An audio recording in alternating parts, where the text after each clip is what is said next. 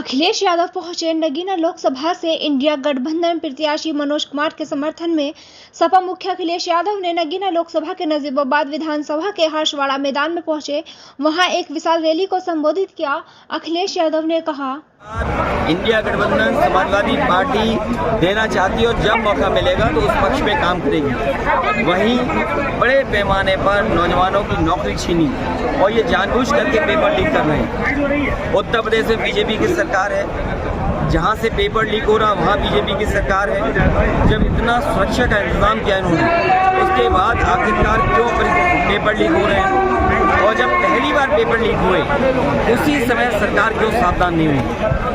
सरकार जानबूझ करके पेपर लीक इसलिए करा रही है क्योंकि वो आरक्षण नहीं देना चाहती, वो सरकार नौकरी नहीं देना चाहती। और इनके पास बताने को क्या है, बड़े बड़े होर्डिंग लगाए हैं, कहने को डबल इंजन है, लेकिन दूसरा चेहरा होर्डिंग पे नहीं आ पा रहा, दूसरा चेहरा गायब है। और जनता वोट डाल के जो एक चेहरा बचा है उसको भी गायब कर बिजनौर इस लोकसभा के अंदर और जिले के विकास के लिए जो भी होगा वो समाजवादी लोग करेंगे। दूसरा मैं आपको बताना चाहता हूँ, आज इस जिले में अगर एम्बुलेंस चल रही है तो समाजवादियों की देन है। 100 नंबर जो आज 112 है, अगर पुलिस के पास इस तरह की गाड़ियों का इंतजाम अगर किसी ने किया तो समाजवादियों ने किया। पूरे बिजनौर में सब स्टेशन, जिससे ग्रामीण क्षेत्र में और शहरी क्षेत्र में पर्याप्त बिजली का इंतजाम हो जाए, समाजवादियों की देन है। तो मुझे याद है सरकार में एक अधिकारी यहाँ के थे जो रिटायर हुए थे PWD के, वो यहीं के रहने वाले थे। उन्होंने कहा कि मेडिकल कॉलेज बनना चाहिए।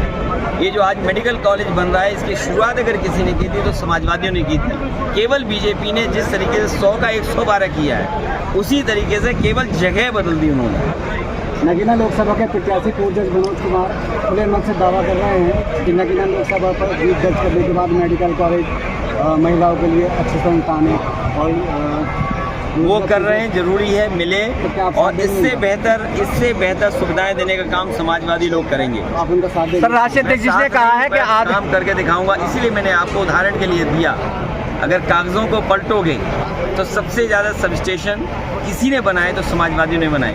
एक समय ऐसा था, थाने में पुलिस को डीजल पेट्रोल भी नहीं मिलता था। अखिलेश जी, वो जो फरियादी आता था उससे वसूल करके गाड़ियां चलाते थे।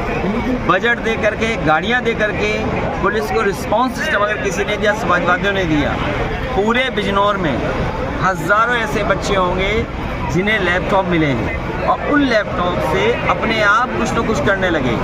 जो अभी बिल गेट्स आए थे और प्रधानमंत्री जी जो बात कर रहे थे डिजिटल डिवाइड को लेकर के, तो डिजिटल डिवाइड कैसे ख़त्म हो, उसके लिए अगर किसी ने काम किया था तो समाजवादी पार्टी ने यहाँ पर लैपटॉप बांटे। वो आज भी चल रहे होंगे। बीजेपी के जो दिए गए हैं स्मार्टफोन, आप उंगली घुसे तो ये थक जाओगे, तब जाकर के थोड़ा बहुत चलता है। सर अखिलेश जी,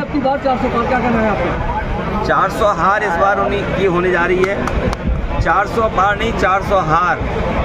और जितने लोग हैं संविधान और लोकतंत्र को ख़त्म करने वाले लोग हैं, वो सब इस चुनाव में जनता के वोट से भगाए जाएंगे। अखिलेश जी, राष्ट्रीय अध्यक्ष जी ने कहा है कि इंडिया गठबंधन के आधे नेता जेल में हैं, आधे बेल पे हैं, क्या कहना चाहते हैं? भारतीय जनता पार्टी ने अपने दल को भ्रष्टाचारियों का गोदाम बना लिया है। भारतीय जनता पार्टी ने भ्रष्टाचारियों के लिए अपना दल गोदाम बना लिया है। जितने भी भ्रष्टाचारी हैं अब सब भारतीय जनता पार्टी में। क्या आपने इलेक्टोरल बॉन्ड का नहीं देखा कि किस तरीके से भारतीय जनता पार्टी का बैंड बज गया? सच नहीं बोल पा रहे हैं। हज़ारों करोड़ कोई चंदा देता है, ईडी सीबीआई इनकम टैक्स से वसूली हुई है और ये बात तो सामने आ गई। ये सरकार संस्थाओं से खिलवाड़ कर रही है और याद रखना, संस्थाएं कमज़ोर होंगी तो लोकतंत्र कमज़ोर होगा। और ये संस्थाओं में जो मनमानी कर रहे हैं उसी का परिणाम है कि आज लोकतंत्र कमज़ोर होता जा रहा है। इन संस्थाओं को बचाना है, लोकतंत्र को बचाना है और कम से कम इन संस्थाओं की क्रेडिबिलिटी तो हो।